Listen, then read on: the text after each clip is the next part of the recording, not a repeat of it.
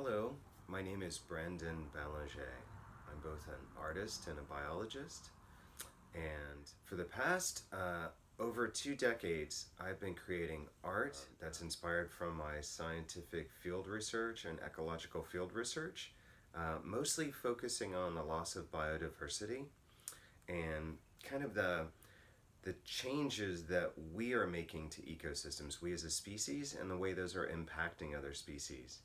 And really, the overarching goal of both my art and science are to learn a little bit more about what's happening at this moment in history and hopefully inspire people to try to take steps towards conservation and thinking through like how every one of our actions or inactions have an impact and how some of our actions can be very positive and actually support life around us and biodiversity all over the world.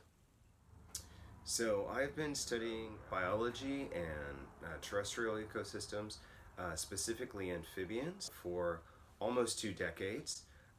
Big focus of my primary research, the work that I was doing for many years was focused on amphibians, specifically frogs and toads and what are called anurans.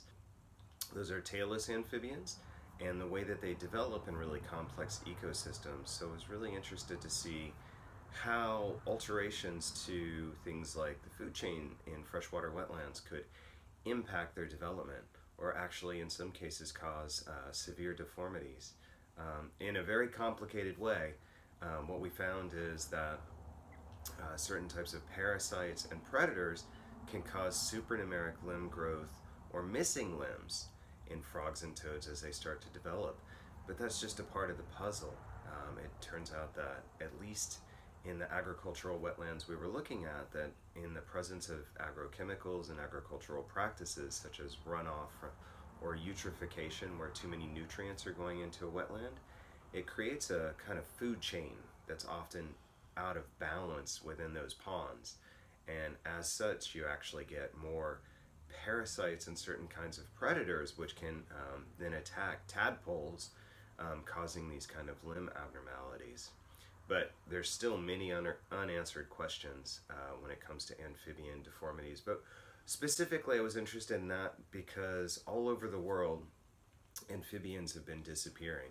So in my lifetime, we've lost probably about over 40% of them. And so trying to figure out ways that what's causing things like deformities or these declines are really important so that we can learn how to protect them and make sure that they continue to flourish. So that deals a little bit with both terrestrial and aquatic ecosystems. In 2015, my family and I moved from New York City to South Louisiana. And since I moved down to South Louisiana, I'm no longer working as a frog guy, but instead as a fish guy. So working in the fish lab at Louisiana State University as a postdoctoral researcher. And my work is really focused on trying to gather information about endemic fishes in the Gulf of Mexico. Those are fishes that are found nowhere else on the planet as far as we can tell, but just some of those found in the Gulf. So what we know is, or what we think we know, is right now there are about 77 endemic fishes in the Gulf of Mexico that we recognize. Out of those 77, there's an awful lot that we know virtually nothing about, almost more than half of them. And one of the things that we started to look at is since the 2010 oil spill, there are 14 currently that have been unreported in natural history collections. So that was the first wave of the research, and now continuing that research, I'm trying to work with shrimpers and fishermen and members of the public that are so involved with the Gulf of Mexico, that are really like living in the Gulf of Mexico a lot of their lives, to help me try to look for some of those missing fish. So one of the ways that I'm trying to kind of inspire, or at least try to start to get to know shrimpers and fishermen and oyster folks here is through art. So it's the research side, the science side, but I'm also using lots of different artistic strategies to try to engage audiences in public settings. So one of the projects was called Crude Life, which was a whole team project that I was the PI on.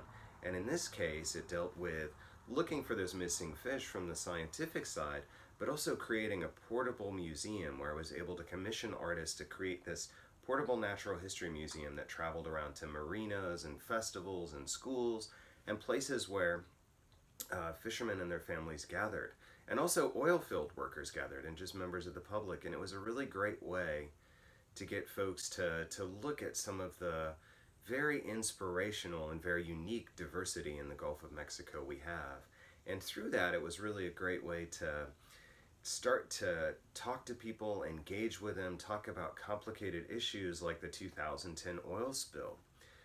Since 2010, a lot of my work has dealt with the BP Deepwater Horizon spill. It's, as many of you know, it was one of the largest oil spills in human history, if not the largest, at least occurring at one moment. It's been called the worst environmental disaster in U.S. history.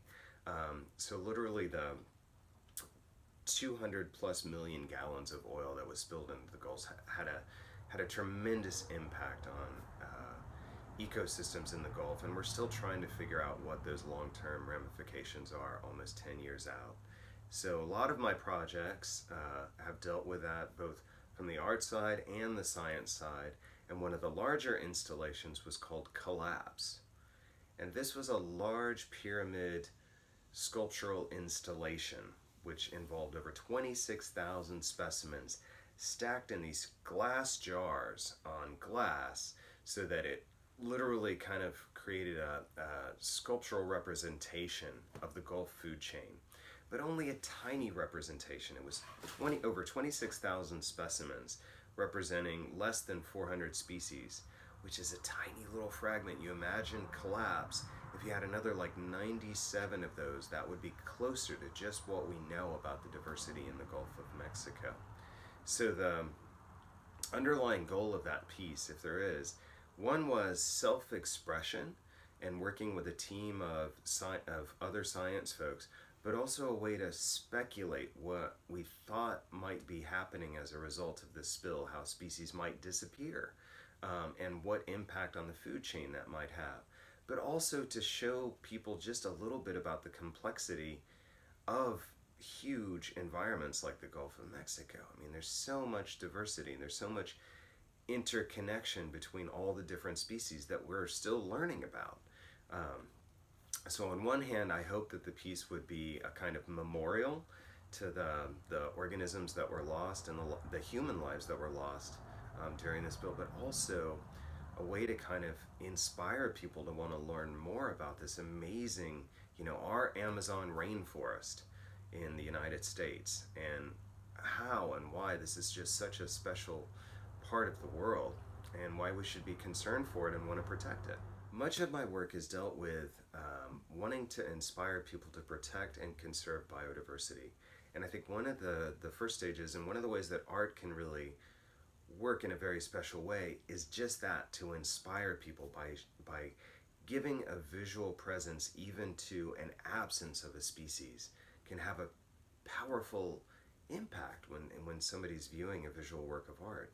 And then in other strategies, by showing people what's missing or what's there but has been altered by our human activity, that I think that's a really key component that art can do. It can really reach us in a way that science can't. It can reach us at a very emotive level and a very interpersonal level. And I think that's one of the first stages to try to inspire change in behaviors for us. So a lot of my work over the years has dealt with changes to marine ecosystems and the world's oceans. And as we know, the oceans are the origin of life on our Earth and the origin of the lineage that brought us here. So they're so rich, and there's so many things that we still are yet to know about them. And there's all these rapid changes that are happening. We know that so many of the fisheries are depleted, but we also know that conservation works. When people are aware of these issues, when there are actually sustainable seafood choices, most folks will choose those choices instead, because I think many people, probably most people, want to make sure that life continues, that we always have these species for future generations to experience, to find joy in them. So I think one of the big keys is just allowing people to become aware of this and figuring out creative strategies maybe that combine art and science to really reach people with a conservation message. So, as we're here listening to this documentary, um, all over the world, rapid changes are taking place. Be these loss of biodiversity, be these changes to terrestrial or aquatic ecosystems, alterations that we're making, but also the fact that we're sculpting the globe's climate and how that's not only impacting ourselves already, but how that's impacting other species like insects and arthropods and amphibians.